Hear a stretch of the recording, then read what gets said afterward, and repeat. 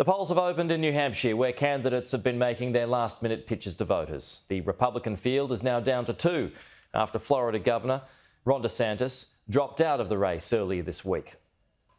Well, voting is now underway in the nation's first primary here in New Hampshire, with Republicans Nikki Haley and Donald Trump making their final appearances to get out the vote. Good morning. Happy Election Day. Nikki Haley today with an early start, making the rounds and making her case for what would be a stunning upset here in New Hampshire. This is not personal for me. I don't dislike Donald Trump.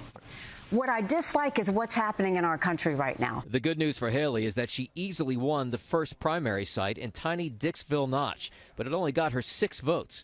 With widespread voting now underway, she is well behind Trump in most recent polls here. We're all on the same team, 100% focused on Biden and beating him in November. Former President Trump appeared with a number of former rivals last night. They now support him. Democrats, meanwhile, facing a rift with President Joe Biden not on the ballot here because of a dispute between New Hampshire and the Democratic Party, leading some voters to start a write-in campaign. I think that's just a distraction, and I think everybody should just get past that and realize that this is really a fight for our democracy. Meanwhile, Democratic candidates Marianne Williamson and Congressman Dean Phillips have been courting blue voters in the state. I came here 10 weeks ago. Nobody knew my name. Democracy dies without competition. And New Hampshire allows independent voters here to cast their ballots in either party's primary, and that's a factor that could lead to some surprising results.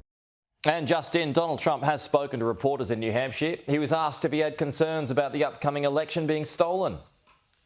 We have to make sure we have honest, fair and free elections and strong borders. If we don't have borders and elections, we don't have a country. And you see what's going on with the border. There's never been anything like it on the border.